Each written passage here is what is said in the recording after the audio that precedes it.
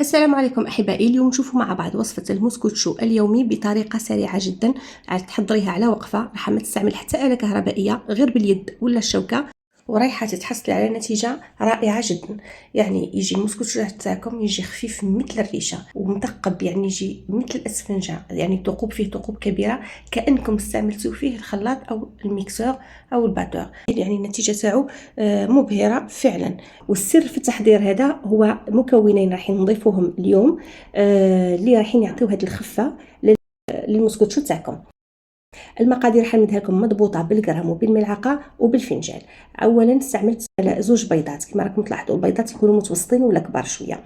نستعملوا فنجان من الحليب، فنجان من الزيت، وفنجان من السكر.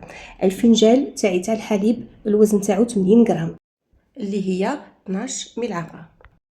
السكر راح لاحظوا درتو هرمي، تقدروا ديروه ممسوح، اللي ما يحبش الحلاوه يديروه ممسوح. السكر بالغرام عندنا من 80 حتى 100 غرام، وبالملاعق عندنا 4 ملاعق كبار، هذا هي. والزيت عندنا 90 غرام بقابلها، يعني 10 ملاعق معمرين. عندنا كيس من الخميره الكيميائيه وملعقه كبيره من الخل. وللتعطير استعملت بشور الليمون، ملعقه كبيره من بشور الليمون، بالاضافه الى ملعقه صغيره من عطر الفانيلا. التعطير تقدروا تكتفيوا بالفانيلا فقط، ولا ديروا برتقال ولا شوكولا. نجيبوا لو ريسيبيون تاعنا، نحطوا فيه البيضات، نكسروا البيضات يعني شويه، يعني نكسروهم بالفوي ولا بالشوكه، مع طبعا دائما رشه ملح. تزيد لهم السكر، فنجان تاع السكر. كما قلت لكم اللي ما يحبش الحلاوه يقدر يديروا يعني يديروا 80 غرام بدل من 100. نخلطوا شويه السكر، وطبعا ما نحتاجوش اننا نخلطوا خلط كبير، يعني جوست نخلطوا شويه برك، ومن بعد كنضيفوا الحليب هو اللي راح يعاوننا باش يذوب السكر. هنا نضيفوا الفنجان تاعنا تاع الحليب. الحليب كما قلت لكم هو عباره فنجان، يعني اللي هي 12 ملعقه كبيره، واللي هي بالغرام 80 غرام. في المرحله هذه نخلطوا شويه الحليب حتى يذوب السكر معنا، ثم نضيفوا المعطرات تاعنا اللي هي ملعقه كبيره من بشور الليمون زائد ملعقه صغيره من الفانيلا. وهنا في المرحله هذه نبداو نضيفوا الزيت كما يعني في العاده في المسكوتشو العادي دائما نديروا الزيت على مراحل. انا هنا حطيته على 3 مراحل ولا 4، يعني نبداو بالعقل نحطوا الزيت حتى تكمل معنا الكميه. كميه الزيت هي فنجان من الزيت اللي هي 90 غرام، واللي هي 10 ملاعق كبار، هذه هي.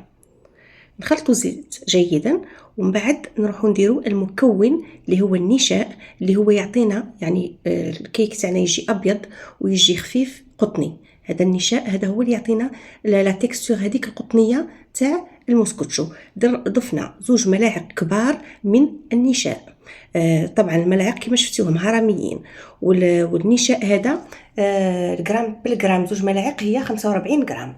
بعدها مباشره نضيفوا 2 ملاعق كبار من الفرينه. كما راكم تلاحظوا مع الفرينه مباشره قبل ما نخلطوها نضيفوا كيس من الخميره الكيميائيه.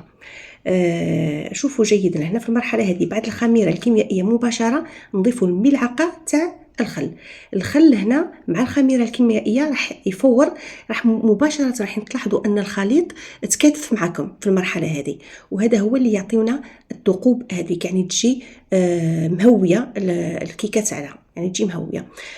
بعد لما نخلطوا الخل نكملوا الكميه تاع الفرينه واش قداش نكملوا يعني ملعقتين ونزيدوا ملعقتين اخرين. في المجموع النشاء عندنا ملعقتين كبار هرميتان من النشاء و6 ملاعق من الفرينه. طبعا الملعقه الثانيه دائما ملاعق هرميه. فيما يخص الفرينه تقدروا يعني على حسب لا غروسور تاع البيض، على حسب حجم البيض تقدروا تروحوا يعني من 5 إلى 6 غرام. الفرينه عندنا من 150 حتى ل 180، وبالفناجيل الفرينه عندنا 2 فناجل ونص حتى 3 فناجل.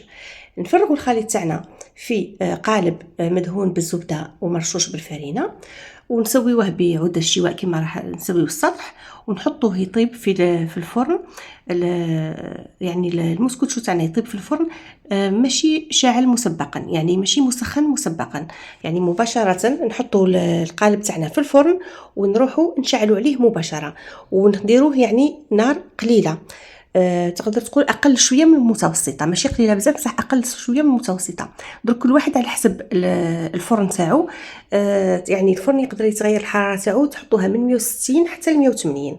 طبعا هي من الافضل 160 170، لكن الفرن تاعكم ماشي سخون بزاف تقدروا ديروا 180. هنا في الوقت اللي كان المسكوتشو تاعي يطيب، نروحوا نحضروا ان كلاصاج. لو كلاصاج هذا يجي رائع جدا، وراح يزيد المسكوتشو تاعنا بنه على بنه، خاصه اذا قللتيو كميه السكر داخل المسكوتشو. ونفس الكلاصاج هذا تقدروا ديروه بالبرتقال ثاني، يعطي نتيجه رائعه. واش نحتاجو في الكلاصاج؟ عندنا ملعقه ونصف من عصير الليمون، نزيدوا لها ملعقه من الحليب، نزيدوا لها نصف ملعقه من ماء الزهر. ما نكثروش ماء الزهر باش ما يطغاش على ذوق الليمون، يعني نصف ملعقه صغيره، يعني عفوا نصف ملعقه يعني ولا ملعقه صغيره. ونزيد لها ملعقه صغيره من الزيت يعطينا لمعه للكلاصاج تاعنا. ومن بعد نضيفوا لها 6 ملاعق كبار من سكر كلاصي. فوالا هذه هي. رايحين نتحصلوا على، يعني ديروا كيما هكا الخليط تاعكم، رايحين نتحصلوا على كلاصاج رائع جدا. طبعا يجي كثيف، ومن الاحسن الكلاصاج خلطوه بلا سباتول مباشره. على الاول بديت بالشوكه، من الاحسن بلا سباتول احسن. ملاحظه برك، على الاول كي تحطوا الملعقه والنصف من عصير الليمون ومن بعد تضيفوا لها الحليب، يعني راح تلاحظوا ان الحليب يفصل، يعني نورمال ما يفصل، ما كاين حتى مشكله. هنا لونت بالاصفر الكلاصاج تاعي، تقدروا تخليوه ابيض ولا يعني اللون الاصفر يجي مليح ثاني ايضا مع الليمون. بعد ما يطيب المسكوتشو تاعنا تخليوه يبرد، يعني مليح يبرد جيدا، لانه كي نحطوه سخون ونحطو فوق لو كلاصاج راح يهبط، يعني يولي شفاف. من الاحسن خليوه، انا يعني ما خليتوش يبرد بزاف صراحه على من اجل التصوير، ولكن نتوما ننصحكم يعني باش تحصلوا على يعني يحافظ على الكثافه تاعو الكلاصاج، خليو المسكوتشو تاعكم يبرد جيدا ومن بعد نابيوه بالكلاصاج. شوفوا الكلاصاج يعني التزيين كل واحد حر كيف هي يدير، تقدروا تحطوه كامل كما تقدروا، كما ديروا خطوط هكا كما انا درت خطوط.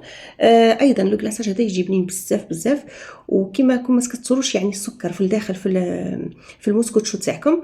ميم لو كلاصاج تقدروا تخليوه يعني تحطوه في غامكه قدامهم، يقدروا يعني تغتينيو، يعني كي تغتينيو الكلاصاج مع المسكوتشو بعد ما تقطعوه يعني قطع، يعني ايضا يعطي ذوق رائع.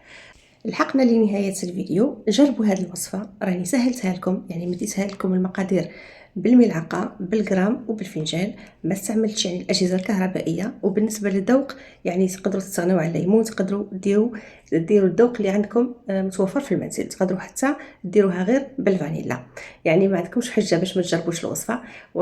جربوها، وإذا نجحتوا فيها ما تبخلوش علينا بالتعليق وباللايك، وإلى الملتقى في فيديو آخر بحول الله.